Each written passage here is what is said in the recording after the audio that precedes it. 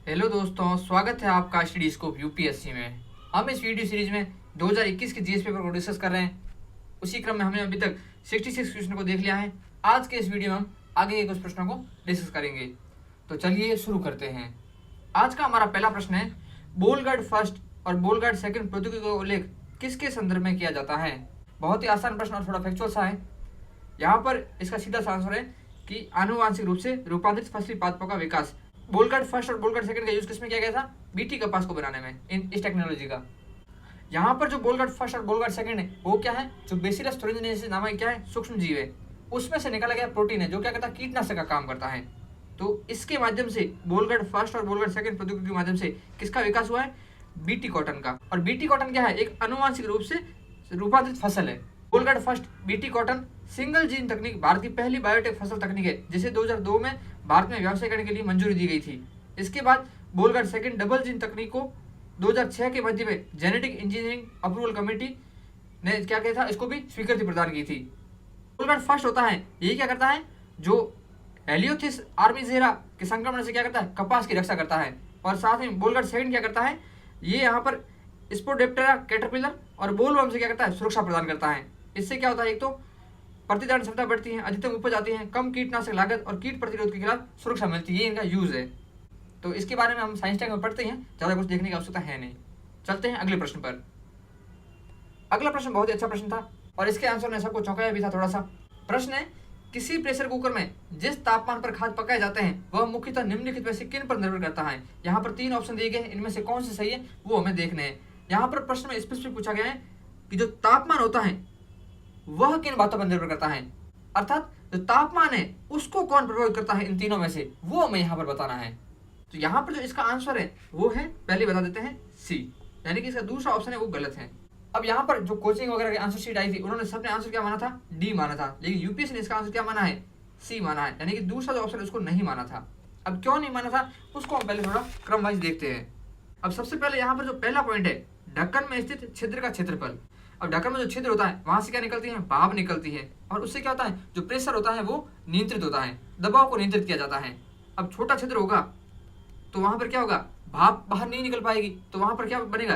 दबाव अधिक बनेगा, ठीक है। और दबाव अधिक होगा तो क्या होगा? जो जल का क्वथनांक होता है, क्वथनांक यानी कि जिस तापमान पर जल उबलता है या फिर भाप बनता है, तो वो क्वथनांक है वो जल का बढ़ जाता है। जैसे नॉर्मली जल का क्वथनांक कितना होता है? 100 डिग्री सेंटीग्रेड होता है, लेकिन जब प्रेशर अधिक होता है वहां पर तो जल का क्वथनांक बढ़कर 120 डिग्री सेंटीग्रेड तक चला जाता है। यानी कि यहाँ पर 120 डिग्री सेंटीग्रेड जब तापमान हो जाएगा तब तक क्या है? जो पानी है वो भाप में नहीं चेंज होगा, यानी कि तापमान बढ़ गया। यानी कि जो तापमान बढ़ गया तो इसका मतलब हुआ कि जो अंदर कोई भी आलू है या फिर कोई भी सब्जी हमने डाल रखी, दाल डाल रखी है, तो वो क्या होगी? अधिक तापमान पर गर्म होगी, इसलिए वो जल्दी पक जाएगी। क्योंकि पानी क्या है? ज्यादा गर्म है। एक तो पानी था 100 डिग्री सेंटीग्रेड जब हम नॉर्मल बिना कुकर के गर्म करते हैं, लेकिन जब कुकर में गर्म करते हैं तो 120-121 डिग्री टेम्परेचर पहुंच जाता है। तो यहाँ पर तापमान अधिक है, इसलिए यहाँ पर क्या होता है? जो सब्जी है वो जल्दी पकती है। ये इसका मेन रीजन है। तो यहाँ पर अगर ढक्कन में छिद्र छोटा होगा तो भाप बाहर निकल नहीं पाएगी, जिसके कारण क्या होगा? दबाव अधिक बनेगा, दबाव अधिक बनेगा तो क्वथनांक ज्यादा जाएगा, तो क्वथनांक ज्यादा जाएगा तो खाना जल्दी पकेगा। यानी कि पहला पॉइंट है वो तो सही होगा, जिसके कारण क्या है? जो कुकर का जो अंदर का तापमान है वो नियंत्रित हो रहा है। अब तीसरा ऑप्शन देखिए, तीसरा ऑप्शन यहाँ ढक्कन का भार। यहाँ पर ये भी क्या है? दाब के लिए यूज रहा है। ढक्कन का भार अधिक होगा तो दाब होगा वो अधिक होगा, क्योंकि वेट ही होता है, दाब क्या है? जो ऊपर से भार आता है वही दाब है, तो दाब अधिक होगा। तो यहाँ पर सेम वापस वही बात है कि तापमान है वो अधिक हो जाएगा, क्योंकि क्वथनांक जल का बढ़ जाएगा। अब यहाँ पर जो दूसरा पॉइंट है ज्वाला का तापमान, ये अगर जनरली सोचेंगे तो सही निकलेगा, लेकिन यहाँ पर यूपीएससी ने इसको क्यों नहीं माना? क्योंकि जो ज्वाला का तापमान है, जो हम नीचे से आग दे रहे हैं, गैस को चालू कर रखा है, स्टोव को चालू कर रखा है, उससे क्या होगा? एक बार तो क्या है? तापमान को बढ़ाएगा, लेकिन एक बार तापमान जब 120 डिग्री सेंटीग्रेड या 121 डिग्री सेंटीग्रेड पहुंच गया, उसके बाद कितना भी आप क्या करें? तापमान को बढ़ा दे या ज्वाला को बढ़ा दे, उससे क्या है? उसके बाद कुकर को कोई फर्क नहीं पड़ेगा। यानी कि एक बार जब तापमान 121 डिग्री 120 डिग्री सेंटीग्रेड तक पहुंच गया, उसके बाद आग कुछ नहीं कर पाएगी, वहां पर जो ज्वाला है वो कुछ नहीं कर पाएगी। इसलिए जो दूसरा ऑप्शन है उसको सही नहीं माना था। एक बार टेम्परेचर बढ़ाने में जरूर काम आएगा, लेकिन मुख्य रूप से ये काम नहीं आता है। मुख्य रूप से क्या है? वहां पर प्रेशर को यूज किया जाता है। तो यहाँ पर जो प्रेशर वाले दोनों ऑप्शन है वो सही हो जाते हैं।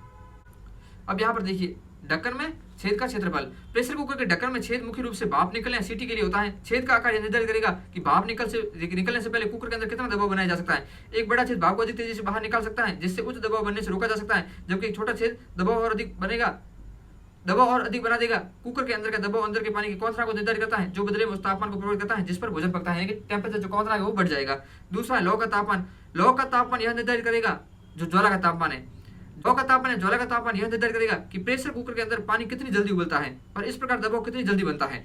लौ का तापमान इस बात को प्रभावित कर सकता है कि कुकर कितनी जल्दी अपने खाना पकाने के लिए तापमान तक पहुंचता है, लेकिन यह खाना पकाने के तापमान को नहीं बदलता है। ढक्कन का वजन है कुकर के अंदर दबाव निर्धारित करता है। भारी ढक्कन या वजन भाप निकलने से पहले उच्च आंतरिक दबाव की अनुमति देगा, जिससे खाना पकाने का तापमान अधिक होगा। यहाँ ढक्कन का भार का मतलब जो सीटी होती है उसके भार से भी ले सकते हैं। जो सीटी का भार होता है, क्योंकि सीटी अधिक भारी होगी तो तापमान को सहन कर पाएगी। अगर सीटी हल्की हुई तो थोड़ा सा दबाव लगेगा तो वो क्या है, खुल जाएगी और सीटी बच जाएगी। इसलिए जो भारी सीटी होगी वो तापमान को निर्धारित करेगी, क्योंकि उससे दबाव प्रभावित हो रहा है। इसलिए इसका आंसर होता है सी। चलते हैं अगले प्रश्न पर। अगला प्रश्न जो है उसको हमने 2013 का जब पेपर डिस्कस किया था बहुत ही अच्छे से डिस्कस कर रखा है, इसलिए अब इसको हम यहाँ पर डिस्कस नहीं करेंगे। प्रश्न है, निम्नलिखित पर विचार कीजिए। जीवाणु, कवक और विषाणु उपयुक्त में से किन्हें कृत्रिम या संश्लेषित माध्यम में संवर्धित किया जा सकता है। यहाँ पर जो विषाणु है उसको कृत्रिम माध्यम में संवर्धित नहीं किया जा सकता, क्योंकि विषाणु है वो जीवित जीव नहीं होता है। विषाणु क्या करता है, किसी मेजबान कोशिका के अंदर ही जीवित रहता है। जब यह किसी मेजबान कोशिका से बाहर है, यानी हवा के अंदर है, तो वह विषाणु है वह निर्जीव अवस्था में है। तो इसे क्या है, सजीव की कैटेगरी में रखते ही नहीं है। जो सजीव है उसको 5 भागों में बांटा गया है, मोनेरा, प्रोटिस्टा, फंजाई, प्लांटिया, एनिमेलिया। तो विषाणु है इन पांचों में से किसी में भी नहीं है। तो विषाणु है वो या वायरस है वो गैर कोशिकीय इकाई है, और यह जो मेजबान कोशिका में जाकर क्या करता है, प्रोटीन संश्लेषण का काम करता है, और साथ में ऊर्जा के लिए भी उस पर मेजबान कोशिका उस पर निर्भर करता है। जो विषाणु है या वायरस है उसको कृत्रिम माध्यम में संश्लेषित नहीं किया जा सकता, क्योंकि यह कृत्रिम माध्यम में जीवित ही नहीं है। तो इसको कैसे संवर्धित कर पाएंगे? पहली बात, उसको संश्लेषित करने के लिए क्या जीवित अवस्था में लाना पड़ेगा ना। तो इसलिए जो तीसरा ऑप्शन है वो हो जाता है गलत। आंसर है अपना ए। इसको हम पहले भी डिस्कस कर चुके हैं 2013 के पेपर में, वापस यहाँ पर डिस्कस नहीं करेंगे, वहां पर हमने विस्तार से देखा था। यहाँ पर एक चीज हम वापस बता देता हूँ कि जो विषाणु का जो आवरण होता है वो किससे बना होता है, कैप्सिड से बना होता है। कैप्सिड, ये आप याद रखना, यूपीएससी पूछ सकता है, अभी तक पूछा नहीं है। चलते हैं अगले प्रश्न पर। अगला प्रश्न है, निम्नलिखित कथनों पर विचार कीजिए। यहाँ पर पहला कथन है, एडिनो वायरसों में एकल तंतु डीएनए सजीव होते हैं, जबकि रेट्रोवायरस में द्वितंतु डीएनए संजीन होते हैं। दूसरा है, कभी कभी सामान्य जुकाम एडिनो वायरस के कारण होता है, जबकि एड्स रेट्रोवायरस के कारण होता है। जब हम बीमारी के बारे में पढ़ते हैं साइंस टेक के अंदर, जो रोग हो रखे हैं, वायरस से रोग हो गए, या फिर जो जीवाणु से जनित रोग हो गए, या सूत्रकृमि से जनित रोग हो गए, या प्रोटोजोआ रोग हो गए, वहां पर हम एड्स के बारे में पढ़ते हैं। तो एड्स होता है वो किससे होता है, वो होता है रेट्रोवायरस से। और जो रेट्रोवायरस होते हैं वो कैसे होते हैं, वो एकल तंतु आरएनए जीनोम होते हैं। क्या होता है, एकल तंतु आरएनए जीनोम होते हैं। और जबकि जो एडिनोवायरस होते हैं वो होते हैं द्वितंतु डीएनए जीनोम। इसलिए जो पहला पॉइंट है वो जाता है गलत। दूसरा पॉइंट है, कभी कभी सामान्य जुकाम एडिनोवायरस के कारण होता है, जबकि एड्स रेट्रोवायरस के कारण होता है। बिल्कुल सही बात है, एड्स होता है वो रेट्रोवायरस के कारण होता है, और जो रेट्रोवायरस होता है वो होता है एकल तंतु आरएनए जीनोम। और जबकि जो एडिनोवायरस है वो होता है द्वितंतु डीएनए जीनोम। इसलिए पहला गलत हो जाता है और दूसरा सही आंसर होता है सी। यहाँ पर जो रेट्रोवायरस होता है वो क्या करता है, जैसे ये कोशिका है और ये वायरस है, तो वायरस ने एंटर कर लिया कोशिका के अंदर, और यहाँ पर जो वायरल आरएनए है इसका, जो वायरस का, वो आ जाता है किसमें, कोशिका के अंदर। और यह वायरल जो आरएनए होता है ये क्या करता है, रिवर्स ट्रांसक्रिप्शन। ट्रांसक्रिप्शन क्या होता है, डीएनए से आरएनए बनना। रिवर्स ट्रांसक्रिप्शन है आरएनए से डीएनए बनना। तो आरएनए से यहाँ पर क्या बनता है, डीएनए बन जाता है, द्वितंतु। और यह डीएनए किसमें जुड़ जाता है, आगे जो मानव का जो डीएनए होता है उसमें जुड़ जाता है। और मानव का डीएनए के माध्यम से क्या करता है, ये प्रतिकृति बनाता है अपनी, और यहाँ पर वापस इसका क्या बन जाता है, वायरल आरएनए बन जाता है। और इस वायरल आरएनए से क्या बन जाता है, पूरा जो वायरस है वो बन जाता है। इस प्रकार से जो रेट्रोवायरस है वो अपना जनन करता है और अपनी जो संख्या है उसको बढ़ाता है। इसलिए इसको जो कृत्रिम माध्यम में संश्लेषित भी नहीं किया जा सकता, अभी हमने देखा था पहले ऊपर, क्योंकि यहाँ पर क्या चाहिए, कोई ना कोई माध्यम चाहिए, किसको, प्रतिकृति बनाने के लिए, वायरस को।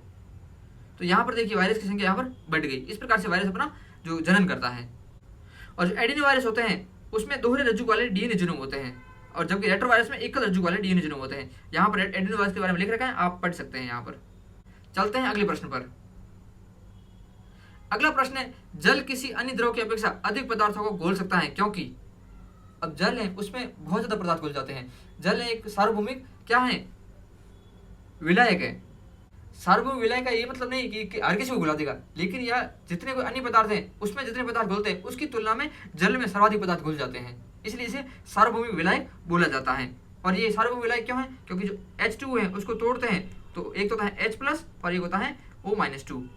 यहाँ पर क्या है, प्लस भी है और माइनस भी है। अगर इसके पास कोई माइनस वाला पदार्थ अंदर आता है तो वो हाइड्रोजन के साथ बॉन्ड बना देता है, और अगर कोई पॉजिटिव वाला आता है वो ऑक्सीजन के साथ बॉन्ड बना देता है। इस प्रकार से क्या हो जाता है, इसकी द्विध्रुवीय प्रकृति प्लस और नेगेटिव वाली, इसके कारण ये अधिक पदार्थों को अपने में घोल पाता है। तो यहाँ पर इसका आंसर है ए, इसकी प्रकृति द्विध्रुवीय होती है। हालांकि जल सुचालक भी होता है, लेकिन इसका ये मतलब नहीं है कि सुचालक होने से क्या हो जाएगा, ये अधिक पदार्थों को घोल पाएगा। जल को सार्वभौमिक विलायक कहा जाता है क्योंकि यह किसी भी अन्य तरल की तुलना में अधिक पदार्थों को घोलने में सक्षम है। जल किसी भी अन्य तरल की तुलना में अधिक पदार्थों को घोल सकता है क्योंकि यह द्विध्रुवीय है। जल के अणुओं में ऑक्सीजन और हाइड्रोजन परमाणु की ध्रुवीय व्यवस्था होती है। एक और हाइड्रोजन पर धनात्मक विद्युत आवेश होता है, दूसरे और ऑक्सीजन पर ऋणात्मक आवेश होता है। तो यहाँ पर जल की द्विध्रुवीय प्रकृति के कारण जल है वो अधिक पदार्थों को घोल सकता है। चलते हैं अगले प्रश्न पर। अगला प्रश्न है, सड़क प्रकार व्यवस्था के संदर्भ में सोडियम बत्तियां एलईडी बत्तियों से किस तरह भिन्न है? सोडियम बत्तियां कौन सी होती हैं? जो येलो कलर वाली बत्तियां होती हैं वो क्या होती हैं, वो सोडियम बत्तियां ही होती हैं। और एलईडी बत्तियां तो आपके घर में लगी हुई एलईडी बल्ब है वो यही, उसके बारे में यहाँ पर पूछा गया है। पहला कथन है, सोडियम बत्तियां प्रकाश को 360 डिग्री में उत्पन्न करती हैं, किंतु एलईडी बत्तियों में ऐसा नहीं होता है। सोडियम लाइट होती है वह प्रकाश को चारों ओर फैलाती है, आपने देखा होगा। और उस पर क्या होता है, ऊपर उसको प्रकाश को एक दिशा में भेजने के लिए ऐसा कुछ लगाते हैं ताकि प्रकाश एक दिशा की ओर जाए, चारों तरफ फैले ना। जैसे जो लाइट वगैरह होती है उसके ऊपर लाइट होती है, स्ट्रीट लाइट के ऊपर उसके ऊपर कुछ ऐसा कवर होता है ताकि जो प्रकाश है वो नीचे की ओर जाए, सड़क के ऊपर प्रकाश पड़े। जबकि जो एलईडी बत्तियां होती हैं वो क्या करती हैं, 180 डिग्री में क्या है, प्रकाश को भेजती है। तो पहला कथन हो जाता है सही। दूसरा कथन है, सड़क की बत्तियों के रूप में एलईडी बत्तियों की तुलना में सोडियम बत्तियों की उपयोगिता अवधि अधिक होती है। अब देखिए, जो एलईडी बत्तियां होती हैं वो नया कॉन्सेप्ट है, बिल्कुल अभी सुना है। इतनी पहले तो एलईडी बत्तियां थी नहीं, पहले कौन सी थी, जो पीले कलर वाले बल्ब भी थे, और यहाँ पे क्या थे, जो सोडियम बत्तियां हैं वो काम में लेते थे। तो अब जो नई टेक्नोलॉजी आई है एलईडी बत्तियां, तो वो अच्छी होगी नो डाउट, चाहे किसी भी क्षेत्र में मान ले, समय के रूप में मान ले, एनर्जी के रूप में मान ले, सब में क्या होगी, इसकी क्वालिटी बेटर होगी। तो यहाँ पर जो सोडियम बत्तियां हैं यहाँ पर जो कथन है वो कह रहा है कि जो एलईडी बत्तियां हैं उसकी तुलना में सोडियम बत्ती की उपयुक्त अवधि अधिक होती है। यानी कि जो नई टेक्नोलॉजी है उसके बारे में नेगेटिव बात कर रहा है, और जो पुरानी टेक्नोलॉजी है उसके बारे में पॉजिटिव बात कर रहा है। इसलिए हम दूसरे ऑप्शन को ऐसे एलिमिनेट कर सकते हैं। दूसरा ऑप्शन एलिमिनेट हुआ तो दो ऑप्शन अपने एलिमिनेट हो गए, पहला सही है यानी कि आंसर आ गया सी। तीसरा कथन क्या है, सोडियम बत्ती के दृश्य प्रकाश का स्पेक्ट्रम लगभग एक वर्णीय होता है, जबकि एलईडी बत्तियां सड़क प्रकाश व्यवस्था में सार्थक वर्ण सुविधाएं प्रदान करती हैं। जो एलईडी बत्ती होती है उसका कलर कैसा होता है, व्हाइट होता है। व्हाइट कलर का मतलब क्या होता है, उसके अंदर जो विबग्योर होता है वो सारे कलर उसके अंदर समाहित है, तभी क्या है वो कलर व्हाइट है। जबकि जो सोडियम बत्तियां होती है वो कैसी होती है, येलो कलर की होती है। तो उसमें क्या है, एक कलर है, एक वर्णीय, कौन सा, येलो। इसलिए तीसरा कथन मिल जाता है सही, आंसर है सी। चलते हैं अगले प्रश्न पर। अगला प्रश्न भी बहुत ही आसान है, और उस टाइम जो करंट का प्रश्न था एकदम लप्पू प्रश्न था उस हिसाब से, क्योंकि उस टाइम कोरोना था, और कोरोना के लिए जो ACE2 था वो क्या था, एक रिसेप्टर था, रिसेप्टर के रूप में काम करता था। तो यही यहाँ पर क्या है कि ACE2 पद का उल्लेख किस संदर्भ में किया जाता है, ये किया जाता है विषाणु जनित रोगों का प्रसार। जो कोविड था वो किससे हुआ था, उसके लिए वायरस था SARS-CoV-2, SARS-CoV-2। यहाँ पर जो SARS-CoV-2 वायरस था उसको क्या करता था, ACE2 रिसेप्टर के माध्यम से जो मानव सेल्स होती है, ह्यूमन सेल्स होती है, उसमें भेजने का काम करता था। यानी कि ये ACE2 है, ये जो SARS-CoV-2 वायरस है उसको कोशिका के अंदर पहुंचाने में हेल्प करता था। तो ये क्या है, विषाणु जनित रोगों का प्रसार में क्या है, हेल्प करता है। ये बहुत ही आसान प्रश्न था, उस टाइम करंट में बहुत ज्यादा था ACE2। और ACE2 क्या है, एक प्रकार का एंजाइम है ये। चलते हैं अगले प्रश्न पर। अगला प्रश्न है, बिस्फेनॉल A जो चिंता का कारण है, निम्नलिखित में से किस प्रकार के प्लास्टिक उत्पादन में संरचनात्मक मुख्य घटक है? यहाँ पर इसका आंसर है बी, पॉलीकार्बोनेट। बिस्फेनॉल A है। यहाँ पर थोड़ा फैक्चुअल प्रश्न था, यहाँ पर हमें जो प्लास्टिक वगैरह है उसके बारे में पता होता तभी हम इस प्रश्न को आसानी से कर पाते। जो बिस्फेनॉल A है वो पॉलीकार्बोनेट है, उसका मुख्य घटक है। पॉलीकार्बोनेट बनाने में बिस्फेनॉल A का यूज किया जाता है। बिस्फेनॉल A एक रसायन है जो मुख्य रूप से पॉलीकार्बोनेट प्लास्टिक और एपॉक्सी रेजिन के उत्पादन में उपयोग के लिए बड़ी मात्रा में उत्पादित किया जाता है। बिस्फेनॉल A का उपयोग आमतौर पर खाद्य डिब्बों, बोतलों के ढक्कनों और जल आपूर्ति लाइनों के अंदर कोटिंग के लिए किया जाता है, और यह कभी बच्चों की बोतलों का एक घटक था। अब नहीं इसका यूज किया जाता है क्योंकि इसका नेगेटिव इंपैक्ट है, क्योंकि वो चिंता का कारण है, प्रश्न में पहले ही बोल दिया था। बिस्फेनॉल A का उपयोग पॉलीकार्बोनेट प्लास्टिक और एपॉक्सी रेजिन के निर्माण की प्रक्रिया में प्लास्टिसाइजर के रूप में किया जाता है। विशेष रूप से इसका उपयोग खाद्य पदार्थों और पेय पदार्थों, शिशु की बोतलों, थर्मल पेपर और दंत सिलेंट की पैकेजिंग के लिए किया जाता है। हालांकि खाद्य और पेय पदार्थों में घुलने वाले बिस्फेनॉल ए को मात्रा में सुरक्षित माना जाता है, लेकिन लंबे समय तक इसके संपर्क में रहने से बच्चों को स्वास्थ्य पर प्रतिकूल प्रभाव पड़ने तथा उच्च रक्तचाप होने की आशंका है। इसलिए क्या है, चिंता का विषय भी है। तो इसका आंसर क्या है यहाँ पर? B, polycarbonate. यहाँ पर एक थोड़ा फैक्चुअल प्रश्न था।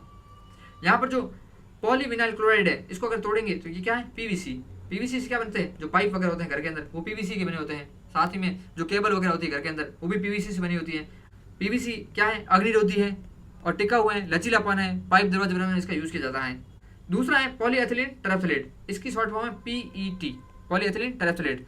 सर्वाधिक प्रयुक्त होने वाला थर्मोप्लास्टिक बहुलक है। ये विश्व में सर्वाधिक प्रयोग होने वाला यह थर्मोप्लास्टिक बहुलक है।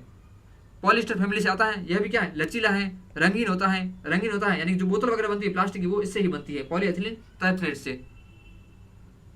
हल्का होता है, नमी और गैस और गुण होते हैं। पुनर्चक्रण इसका कर सकते हैं, जो बोतल वगैरह होते हैं उसका पुनर्चक्रण होता ही है, आपको पता ही है, क्योंकि उसको इकट्ठा करते हैं कबाड़ी वाले और उसको आगे बेचते हैं।